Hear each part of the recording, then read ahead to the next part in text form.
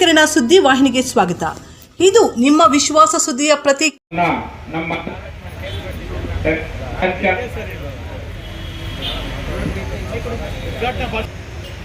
ಮುಲ್ಬಾಗ ತಾಲೂಕು ಮುಂಭಾಗಲು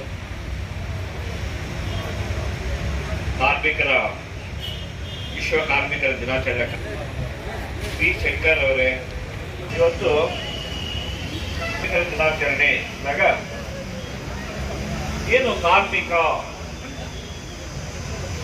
ಅಂದಾಗ ಶ್ರಮಿಕರು, ಅನ್ನ ನೀಡುವಂತಹ ಶ್ರಮಿಕರು ನೀವೆಲ್ಲ ಕಾರ್ಮಿಕರು ಅಂದ್ರೆ ಇಂತಹ ಕಾರ್ಯಕ್ರಮಗಳಿಗೆ ಸಮಾಜ ಕೈ ಜೋಡಿಸಬೇಕಾಗಿತ್ತು. ಸಮಾಜದಲ್ಲಿರುವ ಎಲ್ಲ ತಾಲೂಕು ಆಡಳಿತ ಎಲ್ಲರೂ ಕೂಡ ಕೈ ಜೋಡಿಸಬೇಕಾಗತ್ತೆ. ವಿಶೇಷವಾಗಿ ಕಾರ್ಮಿಕ ಇಲಾಖೆಯವರು ಮುಂದಿನ ದಿನಗಳಲ್ಲಿ ನೀವು ಕೂಡ ಅವರ ಸಹಯೋಗವನ್ನು ಪಡೆಯಬೇಕು. ಅವರ ಸಹಯೋಗದೊಂದಿಗೆ ಕಾರ್ಯಕ್ರಮ ಏನೇನು ಸವಲತ್ತುಗಳಿವೆ, ಫಲಾನುಭವಿಗಳಿಗೆ ಏನಾದರೂ ಸಲಕರಣೆಗಳನ್ನು ಹಂಚೋದು ಅಂತ ಕಾರ್ಯಕ್ರಮಗಳಿದ್ದಾಗ ಅವರೆಲ್ಲ ಕರೆಸಿ ಆ ಸಲಕರಣೆಗಳನ್ನು ಹಂಚುವ ಕಾರ್ಯಕ್ರಮಗಳು ಎಲ್ಲ ಜಿಲ್ಲಾ ಹಂತದಲ್ಲಿ ಎಲ್ಲ ಮಾಡ್ತಾರೆ.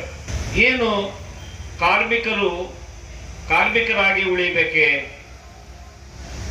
ಯಾವಾಗಲೂ ಕೂಡ ನೀವು ಕಾರ್ಮಿಕರಾಗಿದ್ದೀರಿ, ನಿಮ್ಮ ಮಕ್ಕಳನ್ನು ಅಪ್ಡೇಟ್ ಮಾಡ್ಕೋಬೇಕು.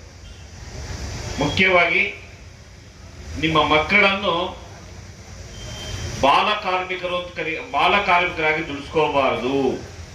ನೀವೇಗೂ ಕಾರ್ಮಿಕರಾಗಿದ್ದೀರಿ, ಆದರೆ 14 ವರ್ಷದ ಒಳಗೆ 18 ವರ್ಷದ ಒಳಗೆ ಮಕ್ಕಳನ್ನು ಯಾವತ್ತೂ ಕೂಡ ನೀವು ನಿಮ್ಮ ಜೊತೆಯಲ್ಲಿ ಕೆಲಸಕ್ಕೆ ಕರ್ಕೊಂಡು ಕಷ್ಟಪಡಿ. ಏನು ಮಾಡೋಕ್ಕೂ ಆಗಲ್ಲ, ನೀವು ಕಷ್ಟಪಡಲೇಬೇಕು. ನೀವು ಕಷ್ಟಪಟ್ಟಾದರೂ ನಿಮ್ಮ ಮಕ್ಕಳನ್ನು ಒಳ್ಳೆ ಅಪ್ಡೇಟ್ ಮಾಡಿಕೊಡಿ. ಆವಾಗ ನೀವು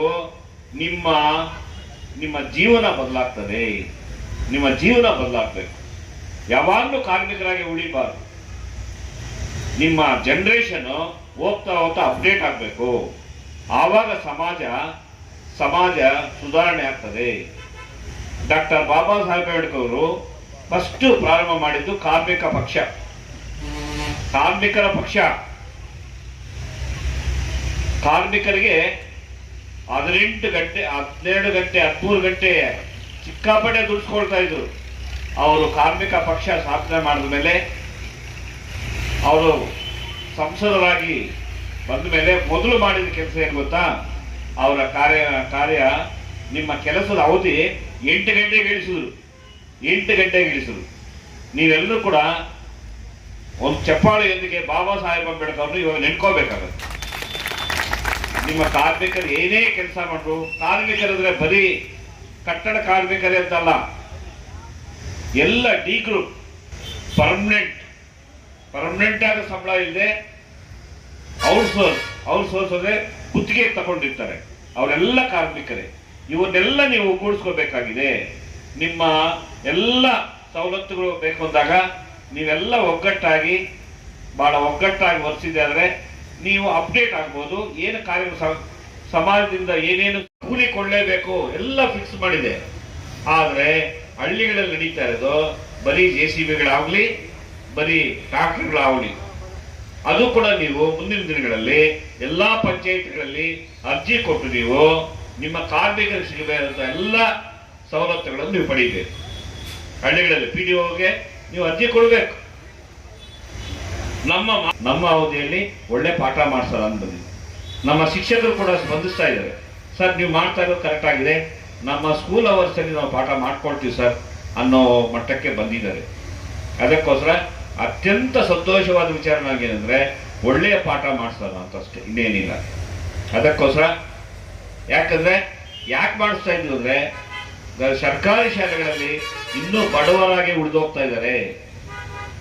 ಆ ಮಕ್ಕಳಿಗೆ ಒಳ್ಳೆ ಎಜುಕೇಶನ್ ಸಿಗಲಿಲ್ಲ ಅಂದರೆ ಮತ್ತೆ ಮುಂದಿನ ದಿನಗಳಲ್ಲಿ ಮತ್ತೆ ನಿಮ್ಮ ತರ ಕಾರ್ಮಿಕರಾಗ್ಬಿಡ್ತಾರೋ ಅಂತ ನನಗೆ ಬಹಳ ವ್ಯತ್ಯಯ ಆಗ್ತದೆ. ಅದಕ್ಕೋಸ್ಕರ ಅವರ ಜೀವನ ಹಸನಾಗಬೇಕು. ಆ ಮಕ್ಕಳು ಒಳ್ಳೆ, ನೀವು ಕೆಟ್ಟ ಚಟಗಳಿಗೆ ಬಲಿಯಾದಾಗ ನಿಮ್ಮ ಮಕ್ಕಳು ಕೂಡ ಅದನ್ನು ಅನುಕರಣೆ ಮಾಡ್ತಾರೆ. ದಯವಿಟ್ಟು ಅರ್ಥ ಮಾಡ್ಕೊಳ್ಳಿ. ನಿಮ್ಮ ಮಕ್ಕಳಿಗೆ ನೀವು ಭಯ ಪಡಬೇಕು. ನಮ್ಮ ಮಕ್ಕಳನ್ನು ನಾವು ಚೆನ್ನಾಗಿ ಮಾಡ್ಕೋಬೇಕು, ಚೆನ್ನಾಗಿ ಉದ್ಧಾರ ಮಾಡ್ಕೋಬೇಕು, ಅವರನ್ನು ನಾವು ಪ್ರತಿ ರೀತಿಯಲ್ಲೂ ಕೂಡ ಚೆನ್ನಾಗಿ ಬೆಳೆಸ್ಬೇಕು. ನಾನು ನನ್ನ